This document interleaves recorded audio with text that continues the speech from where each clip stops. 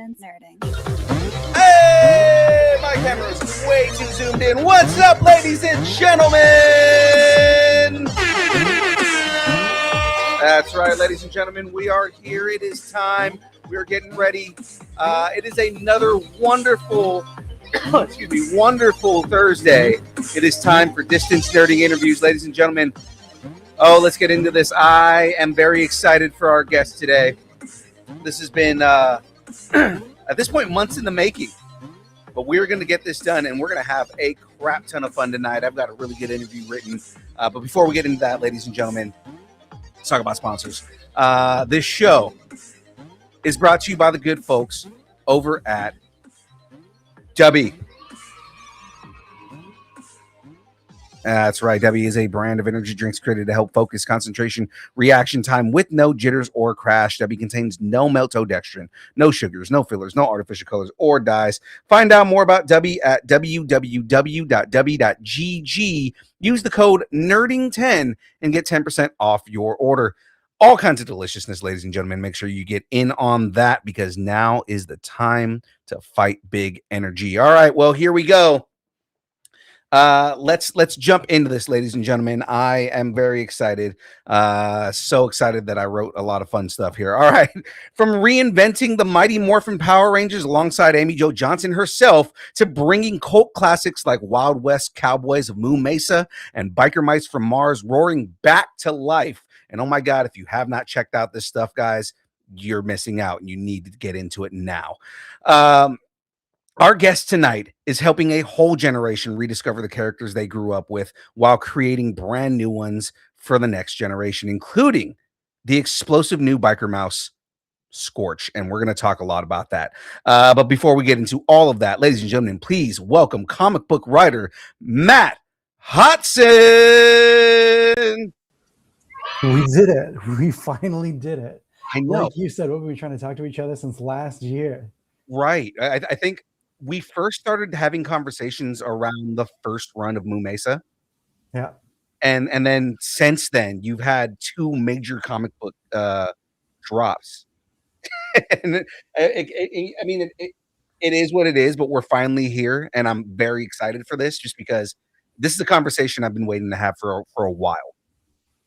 Cool. Well, now we've got even more to talk about. Exactly. And I was going to say, now we have more fueled in this and jumping into your career. And you've also done more in your other career since this too. And I'm going to talk about that too. So before we get into all of the things we're going to talk about, all the comic book things and everything we have going on in your career, we have a segment on our show called Growing Up Geeky. What did you geek out on when you were a kid? Obviously, aside from Biker Mice from Mars. The very first job I ever told anybody I wanted when I was like 3 years old was I wanted to be the guy that made the Teenage Mutant Ninja Turtles cartoon. Because I guess I was smart enough to realize that when I grow up, those guys would be really old and someone would have to make them. So from a very young age, I was flat out against growing up at all. But if I was going to grow up, I decided to grow up geeky and maybe not writing a Ninja Turtles cartoon yet. But I've gotten pretty close to some of the stuff I've got to do with the comic books. I mean, you're close because at this point you're writing a clone of the Ninja Turtles, yeah. And it's one of the more successful one. I mean, the only other thing that you could get close to would be like Street Sharks, right? So I mean, like, oh man, that is amazing. I'm also a massive ninja fan. So when I've got to ask you this because everybody grows up, they have the turtle that they loved as a kid. Sometimes it changes when they become an adult and their turtle changes. If there's two different ones, who are your turtles? If not, if it was just one, who was your turtle? It's Michelangelo and Donatello. I think Michelangelo was always my favorite. And then when my mom took me to Toys R Us to go buy my first ever action figure, they were sold out of Mikey's. And so I got a Donatello. And I think because of that, Donatello started to become my favorite. And who doesn't? I mean, I'm naturally nerdy, so I really related to Donatello a lot. But as I grew up, there's always Michelangelo lurking in the back of my head telling me to have a good time too. Absolutely. I was a big Mikey fan growing up. I ended up becoming a Donnie fan mainly because my security blanket, I just wanted a turtle. My mom got me a plush Donatello, and he went everywhere with me. You know how kids have their security blanket toy? Yeah. He was my Donatello was my security blanket toy. And then as an adult, about teenagers to adult, Raphael became more my turtle. He's so rude sometimes, though. He can be, but it was more because it was he's the warrior. He's the one that's kind of like the off. He's off the team a little bit. I mean, he can be rude, but he was just always the tough one, and that always appealed to me, like being the tough guy. Cool. All right, cool. So before we get into comics, you spent years working, or you're still there, working in film and television production. Take us back to the beginning. What was Matt Hotson's origin story? When I was leaving high school, I wanted to go and become a comic book artist, a writer and an artist. The problem is that I suck at drawing. And even though people, I'm sure, tried to tell me, I tried anyway. So I did go to art school for a year to a college called Sheridan in Canada, and wasn't going anywhere with that. I was surrounded by so many talented people, and I was like, oh, I should maybe just put this dream on hold. And I was always super, super interested in film and TV and the logistics side of things. So I left art school after a year, did 4 years of film school at university, and I loved it. And film has been a good career for me, I find, because I love it, but there's a lot of cinephiles and like a lot of kids at film school that like they live and breathe cinema. And I just like movies, and I think they're fun and they're entertaining. And so the job that I have in TV is first assistant director. So I run the set, I schedule the shoots, and just sort of like the minute to minute logistics of the set. The big, loud mouth, annoying guy, that's me. And so I can enable the directors, and I find film and TV directors are some of the most interesting creative artists there are. So my job is to get to stand beside people like that all day, every day, and assist directors in fulfilling their vision.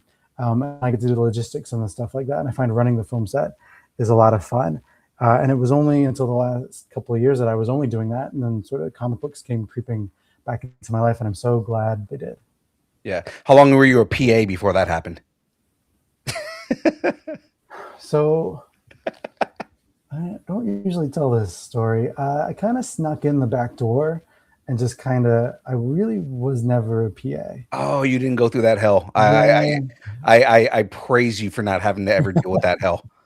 Look, there's so many. I mean, PAs are the unsung heroes They are. of everything that we do. And so I just sort of skipped around a bit and did a bunch of non-union stuff before joining the Directors Guild. And then I went and did commercials for a long time, and I was the first assistant director. And then I directed a lot of commercials and helped produce a bunch of commercials.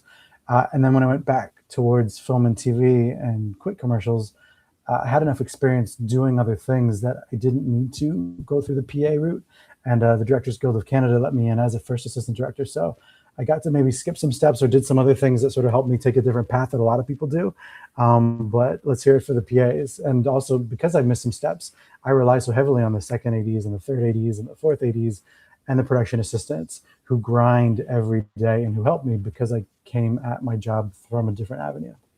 That's amazing. I love hearing that story again.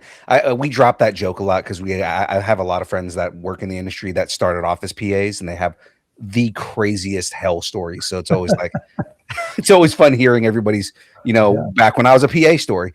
So they see and hear everything. Oh yeah, absolutely do. But I mean, what's nice about being a PA is you kind of end up finding what niche you want to go into and kind of like what position works best for you and kind of slide your way in there. So I mean, that is the I guess dealing with all the crap that PAs have to deal with. Eventually, you end up getting where you want to get to. So yeah, that's a good point. So comics were something you wanted to write before your career took you into film and television. You just mentioned that right now. Was there a particular comic or creator growing up that made you think, yeah, that's what I want to do someday?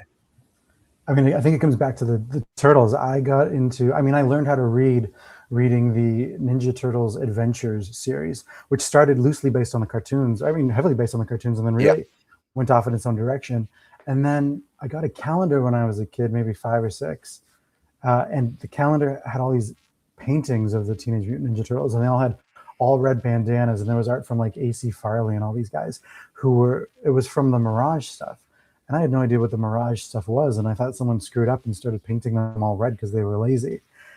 Same with like the original Nintendo video game cover. I think it was a riff on the issue 4 Mirage cover, and they're all wearing red.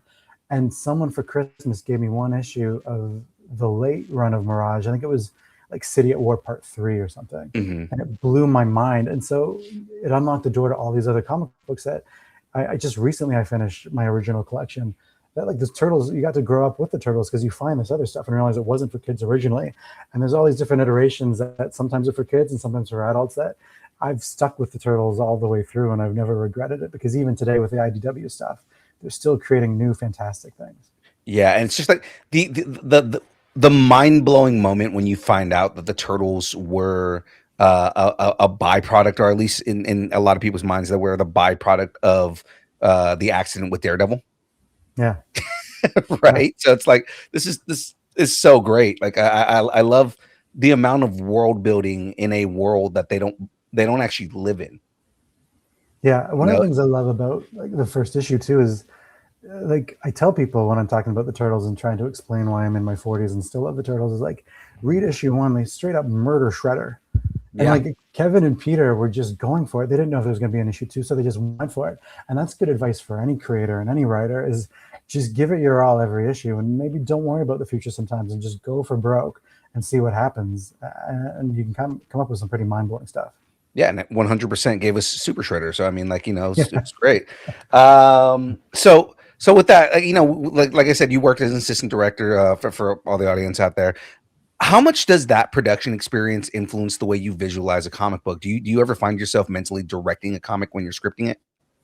Yeah, I think there's a lot of osmosis happening. It's as an AD, I'm one of the first people to get the scripts and break them down and think about them logistically. So just Mhm. being exposed to all sorts of different types of scripts and lengths of scripts and genres of scripts, and really getting to be hands-on with them, I definitely have picked up lots of tools of the trade as I've gone along, and working with directors who visualize everything and cinematographers that visualize everything, and even storyboard artists. It's 100% helped.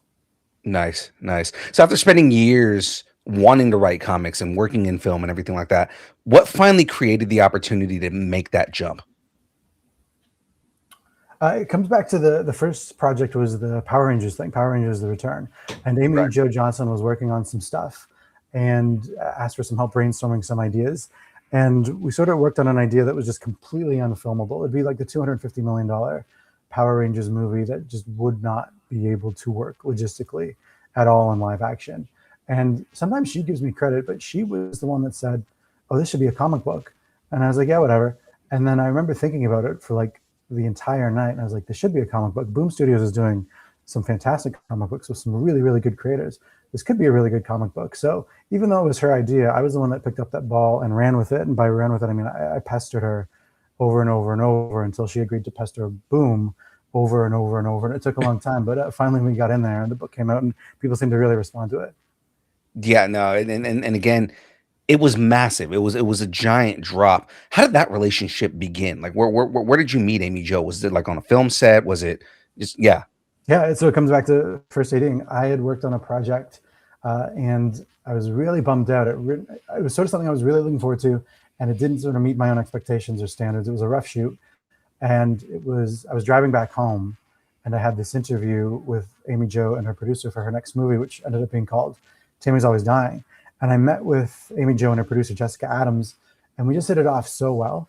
And it sort of like they weren't jaded or cynical at all. They had no egos. They were just excited to be making a movie, and that was something that I really needed in my life, was being excited to get to go out and make a movie. And I think that was maybe the last feature film that I worked on in full, which is going back 8 years now. But I met her, and we worked on her movie Tim is Always Dying. We had such a great time. It's still one of my favorite things I've ever worked on. Yeah, absolutely great film. I've seen it. It's good. Yeah. What was that partnership like with Amy Jo? Because I mean, again, you kind of mentioned she kind of pushed you into this direction, and going and writing this. She seems is she just as amazing as she seems when you see her in interviews and everything like that? She's great, and she doesn't get nearly enough credit for her writing ability. And when it came to the comics, she didn't maybe specifically know how to write a comic book, but she knows how to write a good story. And she has a few unproduced screenplays out there, and she's known as a director now. Yeah. But as a writer, she is so good. So being able to team up with her, I mean, regardless of whether or not she'd ever even picked up a comic book in her life before doing the Power Rangers: The Return, that lady knows Power Rangers. So 100%, the co-partnership was invaluable to having that book become the way it is. And I think when you read it, you can see there's a lot of personal stuff in there. Absolutely. I mean, she has an extraordinarily unique relationship with Kimberly to begin with. She was, she inhabited the character. She essentially created the on-screen version of that character. Were there moments where her perspective completely changed the way you approached Kimberly when you were writing? Yes, and there was definitely times where we would have arguments where I would definitely have to check my ego, where I'm like, "This is the way to do. This is the best thing. This is what we got to do," and then have to stop myself and realize I'm arguing with the person who was Kimberly, and it still has Kimberly be a big part of her life. So I sort of sometimes just check myself and shut the heck up and listen to her because no one knows Kimberly Hart better than her. Yeah, yeah. I mean, the return wasn't afraid to take these characters into darker and more complicated territory, which, as a fan, as a reader, I appreciate that. How did you figure out the line between this is how these characters would mature, and we've gone too far away from what the Power Rangers are? Good question. I used myself as a bit of a gauge because, again, like there's a lot of things like turtles and stuff that I grew up with and I never put down. And Power Rangers was one of those things that was around. It was on TV every morning when I was a kid, but definitely sort of grew up away from it and grew out of it a bit. So we use myself as a gauge of like we want to. There's a lot of fans we find in Power Rangers who are underserved. And Boom Dubs is a great comic books, but I mean we're living in a time right now where for the first time in 30 something years, like there hasn't been any new TV series for a couple of years. And we know there's a reboot coming, but when it came to the return, it was how do we serve those people who have grown up with this and still love it, while also appealing to people maybe like me who remember this thing and maybe looking back think it was maybe a little bit silly and funny, but want to have something like you said darker, or maybe it's matured with us, so it appeals to us, but also you could give it to a younger Power Rangers fan and they would love it too. Yeah.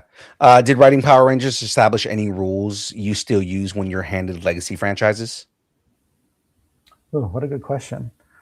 Um, I'm gonna say no, just because nothing comes to mind. But I feel like I have used what I just said for everything I've done with Cowboys and Power Lords and the Biker Mice. I'm just like, it's this is a really weird reference, but there was a great Turtles game called Shredder's Revenge Love it. a few years God, ago, right? I've played that game 4 times with each character. Yes. So I played it on stream for a little bit. That game is so good. it's so good. And there's a great game where I mean, even just the technology and the format too, it makes you think you're getting the exact same thing you got when you were a kid. But then if you go back and play some of those old games, maybe they don't hold up as much or they're not as smooth or fast, as awesome as you remember as a kid. They were the best thing ever. But as times have changed, Shredder's Revenge sort of takes what you think is the original thing, but makes it modern and better. And that's sort of something I try to view all these older properties through the lens of can we make it old? Can we take something old and give you the same thing, but spin it? I mean, Cowboys of Mesa is a great example of that cartoon is so ridiculous. It is so silly, and I love it. And it's the story that I came up with for Cowboys was, I mean, in one of the very first episodes of the Cowboys of Mesa, one of the cows, Colorado Kid, is riding a horse and herding cattle. That makes no sense. That makes no sense at Right. all. But that's great. So as a kid, I probably watched that, didn't even think about it. As an adult, I'm like, are those cattle being used for meat or milk or what's going on? Because that's not good. And that's where the entire story of Cowboys came from is look at these old things that we loved, look at them from an adult's perspective and sort of answer some questions that I have now as a grown-up that still keeps it entertaining and fun and silly, but also a little bit more mature so we can enjoy it as grown-ups. Right. And you perfectly transitioned exactly. I was about to transition into Moo Mesa, and you literally answered the question I was going to ask is how much of a fan of Moo Mesa were you as a kid? And you kind of answered that. You watched it when you were a kid. You kind of leaned into the ridiculousness. There's a balancing act between these properties. You want the person who watched the cartoon 30 years ago to recognize that what they love is there, but you can't simply recreate the cartoon. What's your philosophy when you're handed the keys to something that people grew up loving? My philosophy is I better not screw it up.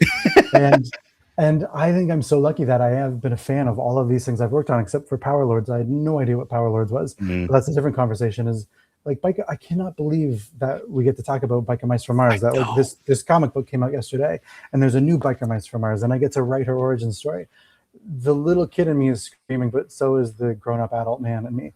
And so I better not screw it up for myself. And so I use myself as that gauge because I love this stuff. I watch this stuff. I've gone back and rewatched all of this stuff and I remember why I loved it. And I better pick up these comic books and love it just as hard as I used to. Otherwise I didn't do my job. Absolutely. I agree with you. I'm just being a fan of all these properties when I was a kid too. Is there anything you consider sacred when you're working with an established franchise? the tone. We Okay. have to have fun. We have to have fun with all of these things. Like you said, Power Rangers was a little bit darker, but it better be fun. These were Saturday morning cartoons that maybe we're trying to sell as toys back then, but we had no idea. We just wanted to wake up and eat our Fruit Loops and watch something fun.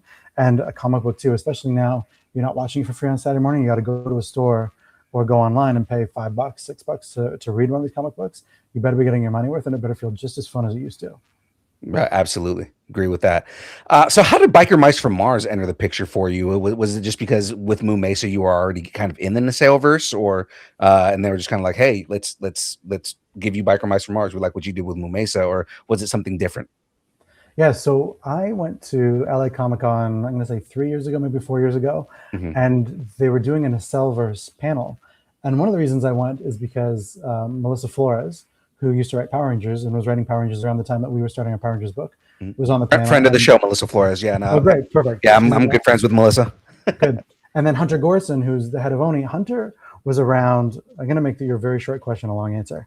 It's fine. Hunter was around at Boom when we started the Power Rangers conversations, and Hunter was this guy that we would have these Zoom meetings, and the Zoom would end, and I'd go to him and Joe, I'm like, how do I become friends with Hunter? Because Hunter seems really cool. Hunter gets all of my seemingly obscure, like mid-90s, like Spider-Man references that nobody else in the meeting seems to get, and we're on the same page all the time. And then Hunter disappeared, and we were afraid to ask what the heck happened to Hunter, and we didn't know if he had moved on by choice or like what was going on at Boom. And so we just sort of kept working on the Power Rangers book. And then Hunter popped up a few months later as the head of Oni. And like as a lifelong comic book fan, like Oni did, I remember going to the store to like saving up my allowance to buy the Clerks comic books that Oni was putting out, and Scott Pilgrim and all the amazing stuff that Oni did. And Oni got really quiet. And then Hunter Goranson showed up at Oni and, like blew the roof off. And Oni's doing some of the most interesting things in comic books right now, including the Nacelle-verse. So that's how I ended up going to the panel at LA just to see what was going on. They announced the Nacelle-verse at New York Comic Con a few weeks earlier, and I recognized the Biker Mice and Moo Mace and some of the other things, and I didn't recognize something else. So I just wanted to go and sit, and I was in that crowd, and I listened to Brian Volkweiss, the head of Nacelle, talk, and everything they're doing was super cool. And I don't know if anybody here believes in the power of manifesting, but I sat in the room and I looked at the poster with all the characters, and I was like, oh, the Biker Mice from Mars. I used to love the Biker Mice from Mars.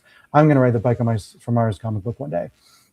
And then at the panel, like 10 minutes later, they announced that Melissa Flores was writing Biker Mice from Mars. I'm like, oh, that is perfect. She's the best choice for that. If she can do to the Biker Mice what she did to Power Rangers, perfect.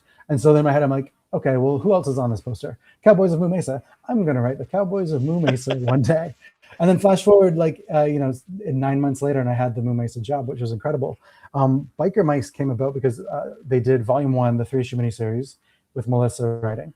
And it was awesome. And then it was so successful, they decided to do the ongoing. And Melissa was writing the first arc, which was 4 issues. And as she was working on that, and I was handing in, I just finished Power Lords. And then I handed in all my Moo Mesa scripts super early. And then Carl Ballers, the editor, called, and they were looking for someone to take over after Melissa was done, starting with issue 5. And I 100% jumped at the chance. And then they were also awesome in that issue 5, we have a RoboForce crossover with Detonator. So if issue 1 was super 90s style, which I loved, issue 1 of Melissa's volume 2 of Biker Mice, you flip it over and it's like a 90s style flip book. And there's a RoboForce Zero short story. And that story bridges the gap between Melissa's RoboForce miniseries and my first issue of Biker Mice issue 5. And it shows how Detonator ended up going from Earth to Mars to wreak havoc on the Biker Mice from Mars. And so from there we were going to do a bunch of issues. We did 4 issues. And then anyone watching, we ended with issue 8 with a big splash page reveal of Scorch, because as we were working on the book and figuring out where the story was going to go, Scorch popped up, and they've been working on the cartoon, and there's a new cartoon for Biker Mice coming out next year, which I cannot wait for. Right. And Scorch is the first brand new Biker Mice character in like 30 something years. And we were like, well, can we give her a cameo? Can she pop up here? We hadn't written the story with her in mind. And the more we tried to pop her in, we realized she just didn't fit without blowing everything up. And we kind of talked to each other and we're like, well, why are we trying to fight this? If Scorch wants to blow stuff up, let's let her blow stuff up. So she literally blew up the Biker Mice from Mars' own series, which I'm sure Scorch would be very proud of. And we put a pin in things at issue 8 so that we could pause and write Scorch's own miniseries, because that's 100% what this new character deserves. Yeah, and it is blowing the head off of everything, blowing minds. You're mentioning that I was going to bring this up. but yeah, it's funny. So I got to ask you this: the at that announcement at LA Comic Con. So you were in the room when we all sang the You were Robo there? statement at the end. Yes, I was there. I was doing press coverage for it, so I was there. Yeah, I mean, there's no way you can hear my voice. I'm trying to mouth the words, but I am not a good singer. But I was there when everybody was singing the Robo Force theme song. Yeah. I was the guy that asked Brian about the antenna on the action figures. Oh yeah, and he feels very strongly about his antenna, and he doesn't want them to break and snap. That's why they have the removable antennas on the new toys. Yeah. Right, right, right. Because I had those toys as a kid, so I was like, Yeah. okay. Or when you put the helmet on, he goes, "Nope, you change the head." I'm like, that's Look, even better. That's it gonna is be even even better. better. Although I'd like to point out that I have a 30-year-old Vinny sitting just down there, just out of camera angle, and his Oh, antennas still pop up and down very well. nice. Yeah. Yeah, it's so yeah. I was there, and I was like, oh man, we were in the same room at one point. That's so funny. That's actually the same day I met Melissa, and that's where my Oh no friendship with way. Melissa started. Yeah. That's awesome. So Small world. pretty crazy, right? Yeah. Biker Mice from Mars. We're starting to get like really nerdy about Biker Mice from Mars right now. It has one of those wonderfully bonkers '90s premises that somehow works, even though it shouldn't. Alien mice, motorcycles, Mars, fish face corporate villains. Yeah. What did you identify as the core ingredient that makes Biker Mice from Mars work? Well, Biker Mice from Mars, sort of like the Ninja Turtles, and unlike the Cowboys of Mesa, it's a borrowed phrase, I think, from X-Men. It's the world that hates and fears them.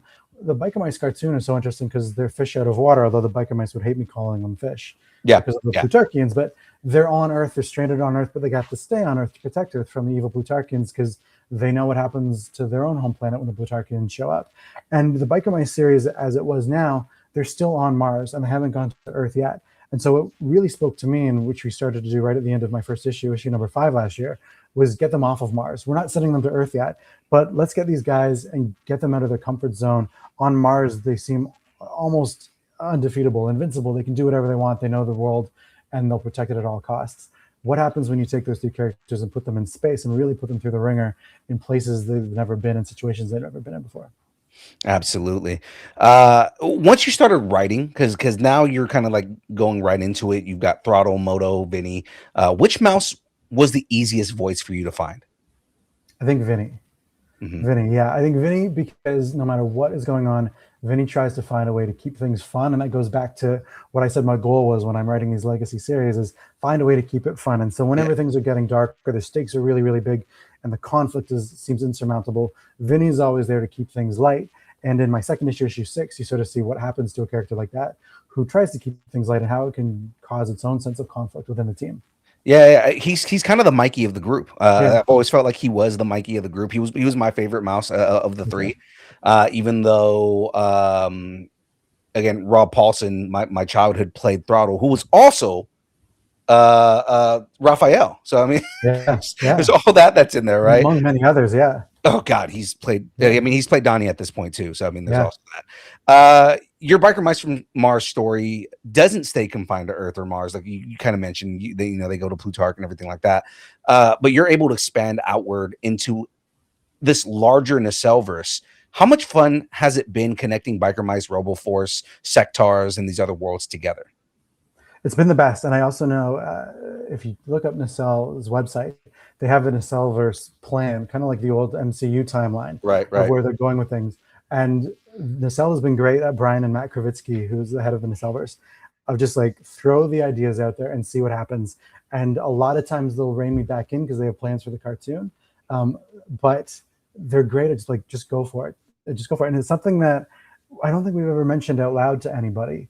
And maybe this is just my own headcanon, but I was the writer, so it must exist in the Nacellverse. Is if you read Power Lords, by the end of issue 1 and a lot of issue 2, takes place on an asteroid that the Lord Power's power crystal has landed on. And it's caused the asteroid to go kind of funky and weird, and the powers of the power gem have imbued into the asteroid. Anybody that knows the Cowboys of Mesa knows that Mesa was created when an asteroid or a comet maybe hit the Earth and created the Mesa. And that comet plays a pretty big part in that miniseries. And in my mind, those are the exact same comet. So I don't know how time and wormholes and space and all that stuff works, but the Power Lords asteroid is the same asteroid or comet that hit Mesa and created the Cowboys of Mesa.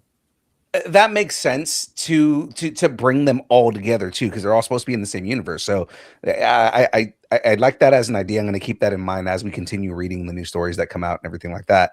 Um, so what's the trick to making a shared universe feel organic rather than, hey, look, here's a character from this other thing? Yeah, that's a great point, and that's something that Matt Krivitsky at Nacelle is so careful of, and he's really good at it. And he's the master planner. He knows everything that's going on with the different iterations, the comic books and the cartoons and everything. And he's the one that he'll say, like, pitch anything you want to, and he'll be the first one to rein me back in because 100%. Sometimes it's just like, it'd be dope if one of like Cowboys of Mesa was riding Vinny's motorcycle. Yes, that would look amazing. How do we do that? That doesn't make any sense. So shut up, Matt. Don't do that. And I don't. And so there's definitely times where you can get greedy or indulgent, and just as a fan, be like, "Ooh, we should try this or this or this." But because it's not happening organically, we rein it back in. And that said, we've been able to do some great things. Like I said, my first issue of Biker Mice, we got to have Detonator from RoboForce show up. Awesome. 2 issues later, we got to do a crossover with the Sectars and the Warriors of Symbion. Also awesome. And then from there, we try to make sure it's always a Biker Mice story first. If you're doing Biker Mice or any of the other properties, it's got to be their story, and it has to make sense, like you said, organically. Otherwise, it's not worth doing, and just sort of shoehorning characters together that really shouldn't be going together, at least not yet. If anybody watched RoboForce on Tubi last year, the first season of the cartoon, and the guys at Nacelle did not tell me this, is at the end of the final episode, episode 6, there is a post-credit scene that should blow everybody's mind and get you excited about these characters, all of them finally crossing over. Absolutely, and I'm waiting for this since the day Brian announced all of this stuff. I'm just like, I can't wait for these massive crossovers with all these properties that I used to love as a kid. It's absolutely awesome, man. So we're gonna kind of go back to something we were just talking about a minute ago. I was kind of holding back because I really want to talk about this. We're talking to you a day after Scorch #1 officially hit the comic book shops. How are you feeling now that she's finally out there? This one has been really tricky. Like I said, we put a pin in our old Biker My story. Like we had a plan for a whole other story arc, another 4 issues that had nothing to do with Scorch. And so we've been working very carefully on this one because we want to tie Scorch into, like we just talked about being organic, into the story that we were doing before, and we don't want to leave fans abandoned. And we're definitely going to get to see Scorch in the modern day and pick up where we left off at the end of issue 8, with Scorch blasting into the Biker Mice's lives and defeating them so easily.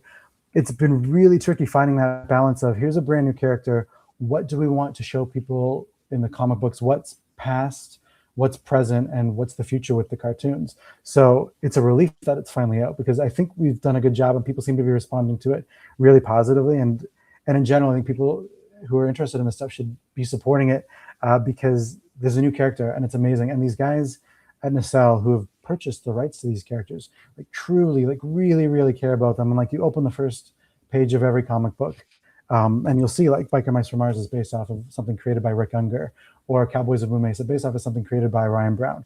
It's so important for them to honor who created these and where these things have come from. But they're also, with characters like Scorch, fully invested in the future and creating something new and exciting for all the fans. So where did the original idea for Scorch come from? Was there something that you felt was missing from the existing trio, that you felt like this character could bring something new to their entire pantheon? Because again, this is the first new character in decades for Biker Mice from Mars. Yeah, so good question. I didn't create Scorch. The guys at Nacelle did, and because they're developing the cartoons at the same time that we're working on the comic books, they came to me and they had sort of a loose outline, and they knew what her voice should sound like and what we should be like, but they didn't have her origin story, which is what we get to do in the comic book. So it's a huge honor and honestly quite a lot of pressure, because we don't want to disappoint the fans. And also me as a fan, I don't want to disappoint the guys at Nacelle who are creating these characters. And so this one was very collaborative. Like Cowboys of Mesa, I mean, every comic book's a collaboration, but they really just sort of let me go wild, and I pitched a story idea and they let me run with it, and we had a lot of fun. Scorch has been very much like making sure everyone's on board, and what we're doing with the origin matches what they want the character to be in the present day and everything they're going to do in the cartoons. So it's been a lot of work. I've felt a lot of pressure to get it right, but I think we've done a decent job. Yeah.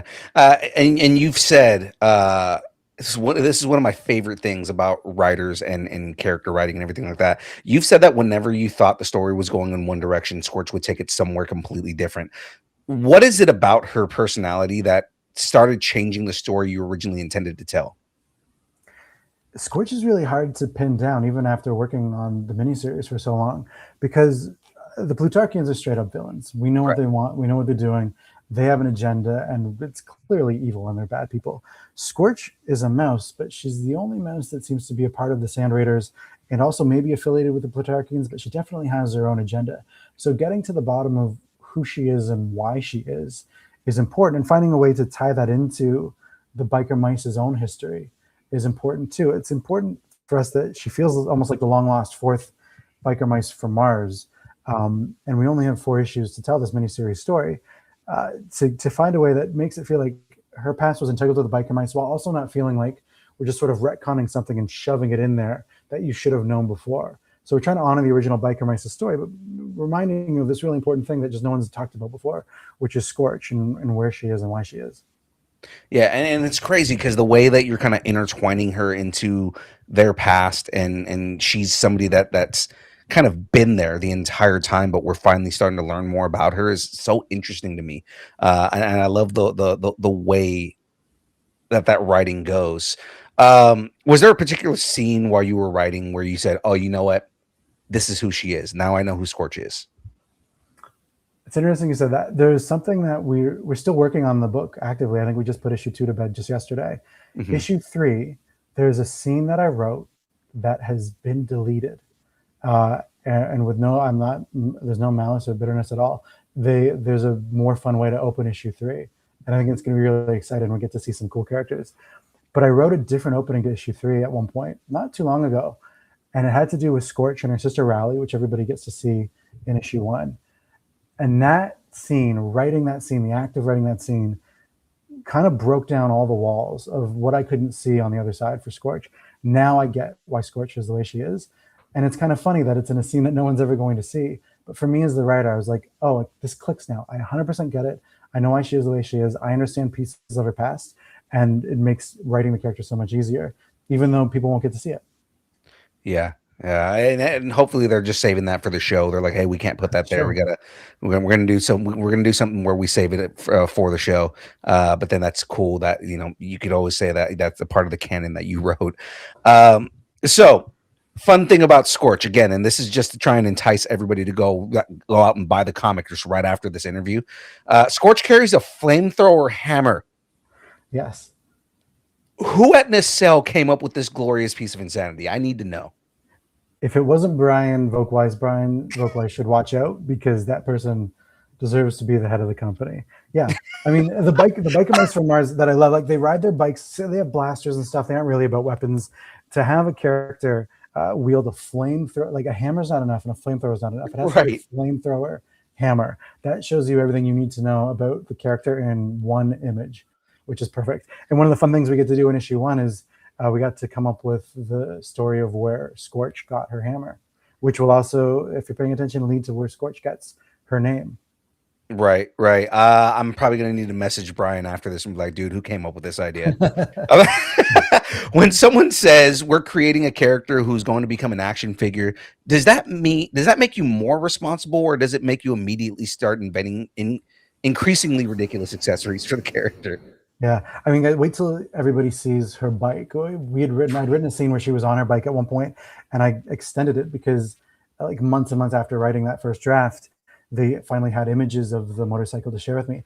And I think maybe Nacelle's posted on their Instagram, maybe a couple seconds of her motorcycle. But issue 2, we get to see it in all its glory, and it's sick. And I've always been a big fan of Vinny's red bike. The biker mice better watch out because Scorch's bike is honestly the coolest out of all of them. It's so rad. God, that makes me so much more excited.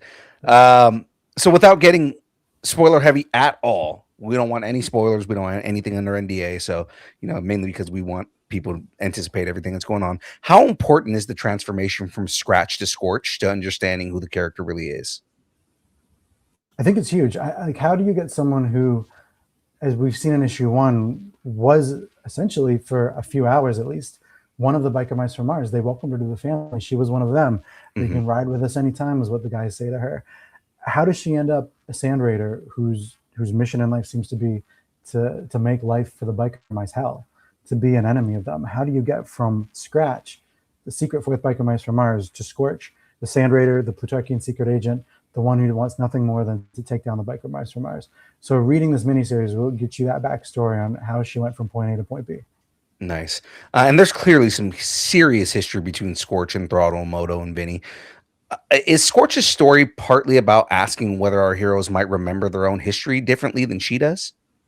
Yeah, I think it's important for the boys, and again, the biker mice from Mars are secondary characters to Scorch in this series, but it's in I mean, talk about confronting your past. She's a visual reminder of a mistake that they made, and whether or not, we see in issue one she comes to them for help, and maybe they're not there for her the way that she wants them to be. Scorch definitely too has their own muddled perspective on what went down on one particular night. But the fact that she's still around, and the fact that she holds these grudges, regardless of whether or not it was their fault, I think the biker mice from Mars look at Scorch as, if not a failure, it's something they could have done better. And it probably shaped them because they weren't like the official biker mice from Mars yet when they were all friends. Right. And they became the biker mice from Mars and vigilantes and people standing up for freedom and fighting against Plutarchians later on. But as the years went on, the rift between them and Scorch got bigger and bigger. And I think the biker mice, it's important for them to sort of look at Scorch, and I'm sure if they could do anything, they would fix it. But no matter what they can do, Scorch is like that one problem that the biker mice can't solve. And I think that really, really bothers them. Yeah. And this is great. Now you're working with V. Ken Marion on Scorch, the artist. What has Ken brought to this character that wasn't necessarily on the page when you were scripting her? V's got such a rad sense of style. I honestly think he was born to draw the biker mice from Mars, and I think V is a big like '90s nerd like you and I are, and a bunch of us Yeah. are. And I got to work with him on Power Lords. And the best thing I think about getting to work, this is the first time in my career I've gotten to work with the same artist twice, is once I had started writing and then V came on board, I could just be like, oh, like you don't have to think about it or worry about it. You're coming in with a pre-established relationship. Even Power Lords issue 3, I wrote differently once I'd seen VKM draw the first couple of issues. And I opened up the art a lot more and let the story be told visually. I think with Scorch coming in, it's just like, oh, I can take my foot off the gas and let V take over because he's so good at this stuff, and just let him draw the way that he draws. And Scorch looks like such a badass. And the biker mice too, him drawing the present day biker mice, which we'll get to see in issue 2 and beyond. It's just like the dude's perfect at this stuff. And he's drawn some of my favorite characters. I worked on the TV show Titans for a few seasons. Right. Love Nightwing. And so between Power Lords and Scorch, he's gone off and worked on Nightwing and kicked ass over at DC again. So get him to come back over to Oni and then the Cellverse to draw biker mice. He's running on all cylinders, and it looks perfect. Yeah, absolutely, man.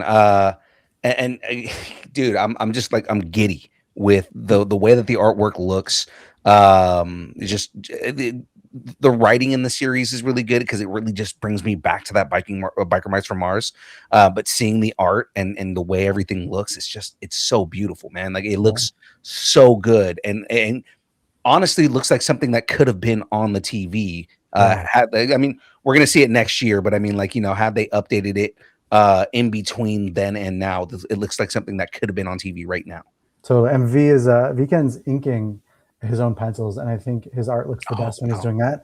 And also, I need to like publicly sing the praises of Andrew Jalhouse, the colorist. Issue 1 is just like coloring 101. Anybody interested in art in general, comic books at all, and even coloring specifically in comic books, look at what he does as an artist working with color in terms of fire. Like fire is such an important part of who Scorch is as a character. Mm-hmm. And look at how her life when she's with the boys and the bikes and feeling free. It's the sun and it's the glow and everything's orange and beautiful and it's magic hour and it's great. And then when she goes home and she's confronted with her mother, it's blue and it's cool and it's dark and it's moody. And then from that point on, when Scorch decides to run away from home, and everything changes in her life, or I should be saying Scratch, I guess. When Scratch decides to run away from home, everything's dark and it's cool and it's scary and it's moody. And the only light left in Scratch's life at that point is fire. It's a bonfire, or it's the motorbikes. And so when she's at her deepest, darkest moment, and her bike, which is called Scorch, has been destroyed, that is the secret origin of her flamethrower hammer. She takes the parts from her destroyed bike and cobbles them together and creates the weapon that saves her. but it's the flame that creates the light in her life and creates the spark and scratch, which will lead her to becoming Scorch. And Andrew, as a colorist, fantastic. This issue is one of the most perfectly colored comic books I've ever seen. God, so much symbolism, and it's so good. So what's fascinating about Scorch is not only just the writing and the character itself, but it's she's being built across comics, animation, toys. How much coordination goes into creating a character who needs to work in all three of those mediums? It's a good question. So, like I said, Matt Krivitz and Brian at Nacelle know everything that's going on. And it's almost like I operate on a need to know basis. So sometimes I'll throw something out there and it'll get rejected because they're doing it in the cartoon or it doesn't fit with something else that's going on. And that's totally fine. And every once in a while, I'm just like, oh, I wish I knew like everything that was going on. But I am genuinely a fan of all of this stuff. Like I said, I was just a fan in that audience at the Comic-Con panel that you were at. Mhm. So there's things that I don't know that I'm glad that I don't know because I don't want everything to be spoiled. So Matt Kravitsky and Brian Volkweiss are the head coordinators, and they tell our editor Carl at Oni what's going on. They tell me what's going on, but only in as much as we need to know. So that there's other stuff still going on that's a genuine surprise, which I'm truly thankful for. It's awesome, especially knowing Brian. I mean, Brian's got so much going on, but being an editor, Yeah. kind of on the back end of all this stuff, is amazing too. What's it like knowing that kids could eventually discover Scorch through animation or an action figure, and then work backward into the origin story in your book? You're making me feel that pressure again that I just said. Why would you do that to me? It's amazing. I mean, if even one kid has that experience, incredible. Like I said, I watched the Ninja Turtles cartoons, which led me to Ninja Turtles Adventures, which led me to Kevin Eastman and Peter Laird's original Mirage Ninja Turtles books. If anybody watches any of the Nacelle books and picks up one of my comic books and falls in love with the characters even deeper, or with comic books as a medium in general, it make me feel like my own personal superhero because I think that's super special. That is awesome, man. So you've gone from Power Rangers to Moon Mesa to Biker Mice from Mars, and now you're actively adding characters into these worlds, or giving context to characters that are being added to these worlds. What's something you've learned about yourself as a writer through all of this? You're going deep. I tend to do that. I have nothing prepared for this. What have I learned about myself as a writer? That's the kind of journalism I do. Is I try to ask the questions that other people don't ask. I'd say probably the healthiest thing for me is that you learn quickly not to work in a vacuum. It is so collaborative, comic books especially. And I mean, coming from like film and TV, we'll have literally 150 people on set. So that's super collaborative. And then when you start to write a comic book, it's just you and the computer screen. And it's really easy to forget that it's not just you and the computer screen, that it's everybody else with the editors and the artists and the guys at Nacelle and stuff like that. So I think in general, it's been a good learning experience for me to just remember that even if I get to pitch an idea and it's like Cowboys of Blue Mesa and they say, run with it, go for it, we love that idea. It is not just my story, it's everybody's story because it's going to go out to a bunch of fans who are the same age as me or hopefully a lot younger. And it doesn't belong to me, it's everybody's. And I think that's something really important that Hunter at Oni impressed upon me early is that, you know, like I'm not writing Matt Hotson's Cowboys of Blue Mesa. I get to write a story about the Cowboys of Blue Mesa, but it's Nacelle's characters and it's Oni's comic book. And remember from page one and the title page and panel one that it is not your story, it's everybody's story, and we're all collaborating on this. And so I think that's good at keeping you humble and also really good at sort of reminding you to stay collaborative. And if I had any regrets with, say, the Power Rangers book, because it was my first book, Nico Leon, who's an absolutely incredible artist, and he's been doing Psylocke at Marvel. Mhm. He's doing Catwoman before us. I think he just jumped onto the new Miles Morales book that maybe just came out yesterday too. I think he's doing some Spider-Man stuff with Brian Hill, who used to work on Titans as a writer. I I probably wouldn't say it is. I want to say I remember when that announcement came out. Yeah. Okay, I hope I'm not wrong. I know he's working on some Spider-Man stuff, which is great for Nico. I probably made Nico's life hell a couple of times just because I was a writer writing a story and I'd never done it before, and just the lack of experience. And because he lives in Japan and we're worlds apart, if I ever get a chance to work with Nico again, I think that he would have a better time because as every single issue, every single page, I think I'm getting better at collaborating and writing for artists and writing for a visual medium and keeping humble. So I think that's what I've learned overall. Just how to be a better comic book writer, I hope. That's awesome, man. I love hearing the growth. I mean, every good story has a or arc to it, right? So that's your growth arc right there, and I love that. Is there a franchise other than Ninja Turtles? Is there a franchise sitting somewhere in a vault from the 80s and the 90s where if they said we're revitalizing this property, you would immediately say, "Give me that book"? There's a bunch of them. I feel like anytime anybody mentions one to me, they're already getting scooped up by another. Like Silverhawks has popped up. Is anyone doing? Yeah. Is it Brave Star? I want to. I want to say Nacelle has Brave Star, don't they? No, not Nacelle. They don't have Brave Star. No. I've heard something more recently about Brave Star. So I mean, Brave Star and Cowboys of Mesa sounds like a pretty dope I know crossover. right? If someone wants to do something like that. Yeah, Brave Star would be pretty cool. Seeing that on there, or just like you getting your hands on it, especially after Mumesa, seeing what's going on there. Yeah. Outside of established franchises, do you have aspirations for any completely creator-owned universes? Do you have anything that you're working on that you want to, at least things that you're ready to talk about? Not ready to talk about yet. I definitely do. And honestly, the fact that I've been able to play with the literal toy box that is in the Cellverse and the Power Rangers so early in my career, I'm having so much fun doing this stuff. I think that when I get the chance to do anything creator-owned or original, that this is all going to be a fantastic experience, that I got to come in with these established characters and also play with the rules that come with them. I think doing some creator-owned stuff right off the top, maybe I wouldn't have been able to do as good as I could have done because I got to work with other people who really protect these characters and know how they tick and know how they hum. So nothing to talk about yet, but definitely stuff cooking in my brain. And hopefully when I get there, they'll be even better because I got to do this stuff first. Yeah, this is going to be like your Brian K. Vaughan moment where, like, oh yeah, I went and did a whole bunch of Marvel stuff, and then now I'm going to go do my own thing, and it blows up just because everybody knows the established stuff you did. Brian K. Vaughan is a great reference of someone that you should really look at as a young writer and look at how he does, even just not just his career trajectory, but how he writes and how his writing has evolved over the years. He's such a great talent. Absolutely. All right, so we're gonna abandon responsible journalism right now. We're gonna get into some rapid fire questions, and some of my rapid fire questions are not so rapid fire because some of them do make you think, but it's meant to be fun. So let's try and have as much fun as we can right here. So we'll start off with Biker Mice from Mars, Throttle, Moto, or Vinny, which I kind of know. Vinny, right? Yeah. No diplomatic answers on any of this. All right, so best fictional motorcycle ever. I mean, I want to say Vinny's bike is so dope, but I've seen Scorch's bike. We just looked at issue 2's proof last night. It's going to be Scorch, guys. So get ready for issue 2. There we go. Yeah. You're stranded on Mars. Which biker mouse are you trusting to get you home?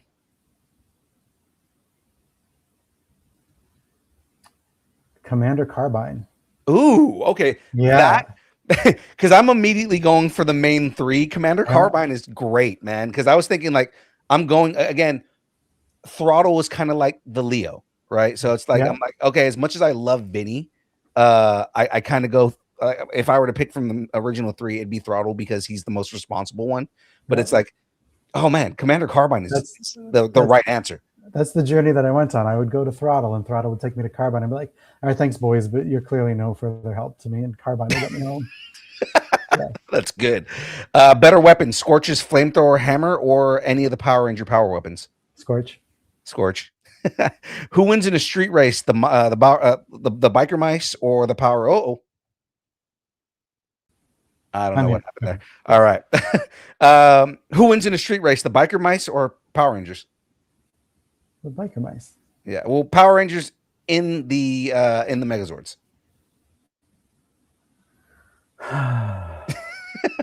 we got to give them some kind of even playing field. The Zords are large and lumbering. Biker mice could bike circles around them. All right, cool. Kind of the answer I was looking for, anyways. Scorch gets recruited by the Power Rangers. What color is she?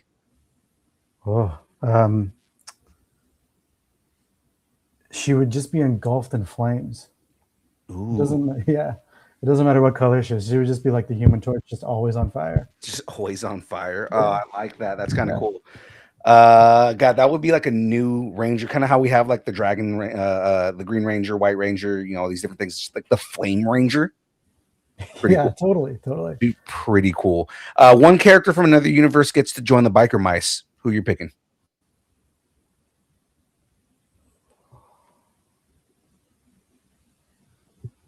I know these are rapid fire, but I don't want to say something stupid that I'll regret forever.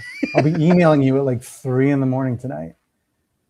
Um, it's not another universe, but I so desperately want to. And I keep on looking up because I have this piece of original Cowboys art from the comic book right above my laptop. I want the Cowboys and the biker mice to meet more than anything. So I know it's the same universe as the Silvers, but like let's get Dakota and Colorado and Moo Montana in the same room with Vinny and Moto and Throttle. Let's do it. That could be fun. What's funny is what just came to mind for me is not the original versions, but the updated versions, just because they fit the world a little bit better. Of the Battletoads. Totally the Battletoads. That'd be such a good one. Yeah. I mean, what else is? I mean, shout out to Oni. They're doing the Judge Dredd Biker Mice from Mars crossover. I think comes out in January. Yeah. Jordy Tarragona is drawing it. He did my first story arc on Biker Mice. He's great. Dan Waters, who did Batman Dark Patterns, is writing it. There's a co-writer. I forget his name off the top of my head, but like that's 100% what these Nacelle guys. Great. The Nacelle is awesome, but taking guys like the Biker Mice and getting them to crossover with other characters like that. The Biker Mice and Judge Dredd are crossing over. Like, what a time to be alive. That's like blowing my mind because like Judge Dredd and his dryness. Yes. With the biker mice. He will not tolerate these boys as nonsense. He's not at all. And it's the other thing is the reaction, because he lives in such a realistic kind of like dystopian future. Yeah. So it's kind of like seeing these giant mice. Like, how is he going to react to that? Yeah, I cannot wait to see what they got cooking. And then what scares me is he going to shoot first and ask questions later? Because it's kind of what Dredd does. What he does, yeah. The only way that they can get away is, I mean, there's the race that I want to see is the Judge Dredd cycle versus the Biker Mice motorbikes. Yeah, man, that's crazy. All right, you're building a Saturday morning cartoon marathon, right? We have 3 properties: Power Rangers, Moo Mesa, Biker Mice. Which one are you starting your marathon with?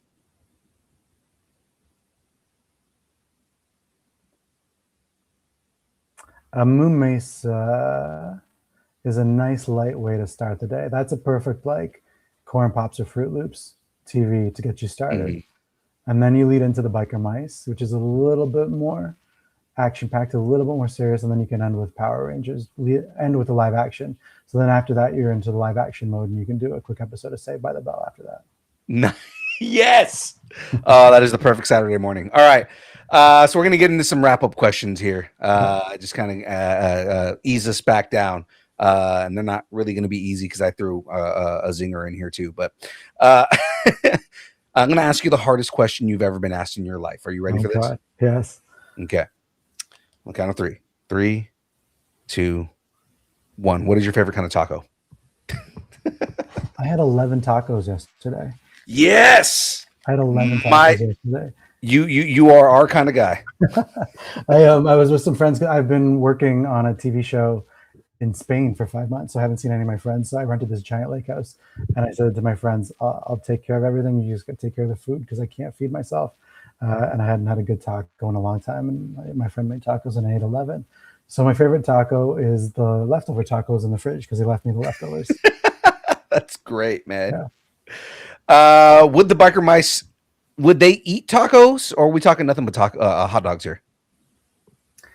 I mean, some people argue sometimes wrongly, I think, that a hot dog is a sandwich. But if a hot dog can be in the conversation of whether or not it's a sandwich, a hot dog can be in the conversation of whether or not it's a taco. It's not, but it's close enough that I think the boys should branch out and try a taco, especially because tacos go great with root beer, and the boys love root beer. They go great with everything. So, I mean, there's that. You have to pitch the next Biker Mice villain right now. This is on the spot, right? What's their name? What's their species? What is the ridiculous vehicle that they drive? I'm supposed to give this stuff out for free? No. That's the correct answer. All right. You think I don't? I know what the answer to that question is, but you can't just have that willy-nilly. We just met. Take me on a date first. Come on. For somebody picking up Biker Mice from Mars, Scorch #1 this week, who might know absolutely nothing about Scorch. I mean, most people aren't going to know anything about Scorch. What do you hope makes them fall in love with the character? The Biker Mice from Mars, I don't want to say that they're not surprising, but like they're classic heroes, and that's what made them such long lasting. The fact that we're talking about Biker Mice 30 years later is because they're classic heroes. Scorch had a similar origin story. She was part of the team. So I think what's interesting to everybody, new or old fans of Biker Mice from Mars, is how you get from what you see of the first few pages with Scratch to that character that you see on the cover of the book called Scorch. I hope that's what makes people stay interested for the entire series. Absolutely awesome, man. So, what's next for you that is not under NDA? That is, not something that you cannot talk about. Obviously, we don't want you to get in trouble because this is on the internet. But what's next for you that you can't talk about? And this includes like shows or anything that you may be going to. And then where can everybody follow you and learn more about you if they want to follow Matt Hotson and everything that you have going on? I never talk about my TV stuff because I do sign such strict NDAs. If anyone wants to become a Google sleuth, the thing that I just worked on in Spain is the second season to a show I've worked on before. I will not say its name, but anybody that could put two and two together, if you liked season one of what that show is, season two is going to be so much better. It's my favorite thing I've ever worked on. I know I'm being a bit of a jerk because I can't say what it is, but if you look at my career and you look at what's been announced as season two coming out, fantastic. Season two of that show is going to be great. I also just recently worked on Star Trek, Starfleet Academy, and that was such a privilege and an honor to join a franchise like Star Trek. And just like, it's so easy to get cynical and jaded after doing this job for a long time, and you feel like you've seen and done it all. And then you step onto the bridge of a Starfleet ship, and it's like being a little kid again, and you're blown away. The people working on those Star Trek shows are just the best of the best of the best at making TV. So I'm excited to see those episodes come out. And then it's not official, but I'd be remiss if I didn't say if people want a sequel to the Power Rangers Return book, we know what we want to do. Go on Bug Boom Studios because we want to do it. We know they're doing some new stuff with the aged up Power Rangers and their new books right now, but I think Amy Jo and I would love to jump back into that world and tell you who that secret White Ranger was on the last page of issue 4. Nice. Do not confirm or anything on this, but because if it's NDA, it's NDA. I'm just throwing this out there. One of my co-hosts, she is absolutely obsessed with Murderbot.